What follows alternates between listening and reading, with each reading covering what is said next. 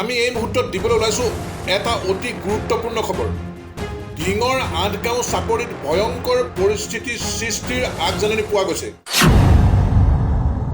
আমি আকৌ জনাইছোঁ, ঢিঙৰ ৮ গাঁও চাপৰিত ভয়ংকৰ পৰিস্থিতিৰ সৃষ্টিৰ আগজাননী পোৱা গৈছে। অসমৰ মুখ্যমন্ত্ৰীয়ে কিছুদিনৰ আগতে কোৱাৰ দৰে প্ৰথমে এঘৰ, তাৰ দুদিনৰ পাছত আকৌ এঘৰ, আৰু তেনেদৰে আহি অবৈধ বাংলাদেশৰ মূলৰ মিয়াই একোখন ঠাই দখল কৰাৰ যি পদ্ধতি, সেয়াই ঘটিবলৈ আৰম্ভ কৰিছে এতিয়া ঢিঙৰ ৮ গাঁও চাপৰিৰ কলবাৰী গাঁৱত। আৰম্ভ কৰিছে বসতি আৰু স্থানীয় মানুহৰ ওপৰত শাৰীৰিক মানসিক অত্যাচাৰ কৰিছে। চুৰি কৰিছে পশুধন। ৰাতি গাড়ীয়ে গাড়ীয়ে মানুহ আহি সৃষ্টি কৰিছে হুলস্থুল। এই আগ্ৰাসন দেখি নিৰীহ গাঁওবাসী ওলাই আহিছে আৰু কেমেৰাৰ সন্মুখত বৰ্ণনা কৰিছে এই ভয়ংকৰ পৰিস্থিতিৰ ভয়াৱহতা। মিডিয়াৰ যোগেদি অসমৰ মাননীয় মুখ্যমন্ত্ৰীক হস্তক্ষেপ বিচাৰিছে এই খিলঞ্জীয়া গাঁওবাসীয়ে।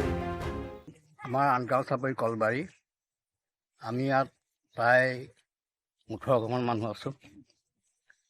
১৮ ঘৰ মানুহ আগত ৩ বছৰ আগত একো নাছিল।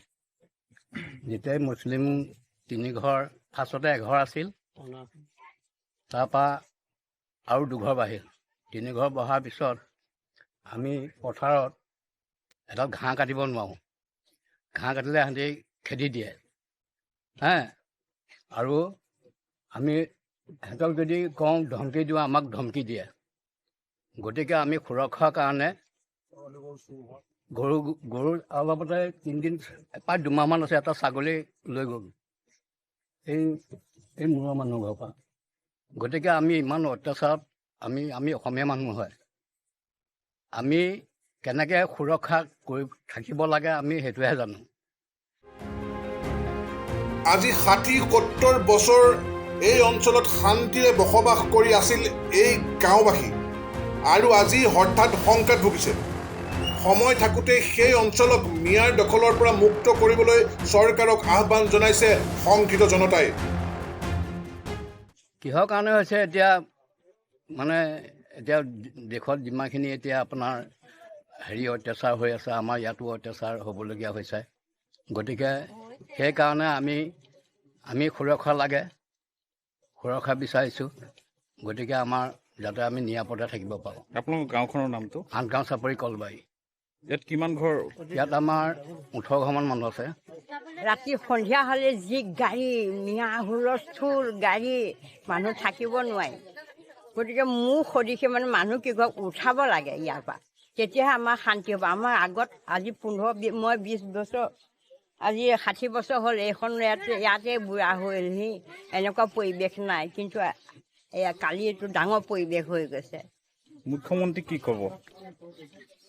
মুখ্যমন্ত্ৰীগৰাকী কি ক'ব? মুখ্যমন্ত্ৰী আমাক ৰক্ষা কৰিলেহে আমি থাকিব পাৰিম। যদি তেওঁ আমাক ৰক্ষা নকৰে আমি কেনেকৈ থাকিম? আমাৰ গাঁওখনৰ নাম ৮ গাঁও চাপৰি, বেকেটত কলবাৰী। মানে কি, আমাৰ এই কলবাৰী গাঁওখনত আমি যেতিয়া ১২ বছৰ বয়সত আমি জানা আৰু যিখিনি আমি জানিব পাৰিছিলোঁ, তেতিয়া আমি মুছলিম আৰু অসমীয়াৰ লগতে আমি বসতি কৰা নিচিনা। কিন্তু তেতিয়া পৰিস্থিতি নাছিলে। কিন্তু এনেকুৱা এটা এতিয়া এখন গাঁৱত এনেকুৱা পৰিস্থিতি হৈছে, মানে থাকিবলৈও নোৱাৰোঁ, অসুবিধাও, আৰু নিজৰে মাটি নিজে ৰাস্তা এৰি দিব লগা হৈছে। তেওঁলোকৰ কাৰণে যাব নোৱাৰোঁ, অহা যোৱা কৰিব নোৱাৰোঁ।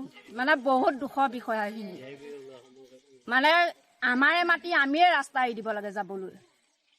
আৰু মাইকী মানুহ বুলি কওঁতে কি বহুত বিভিন্ন ধৰণৰ হেৰিটো থাকে, সিহঁতে সেইখিনিলৈ ঘূৰফেম নকৰে। মানে এনেকুৱা কথা কয় সিহঁতে, মানে ক'বলৈ ভাষা নোহোৱা নিচিনা। গতিকে এতিয়া আমাৰ মানুহখিনি, আমাৰ এইখিনি মানুহ যিখিনি আমাৰ ১৮ ঘৰ মানুহ আছে, মানে কি ইমানখিনি হেৰি কটা মানুহ নহয়। গতিকে আমাৰ যিটো আমি অশান্তি ভোগ কৰিছে, সেই অশান্তিখিনিৰ পৰা আমাৰ দূৰ হ'ব লাগে। ঢিঙৰ পৰা মফিজুল হকৰ ৰিপৰ্ট, E24 লাইভ ব্ৰেকিং।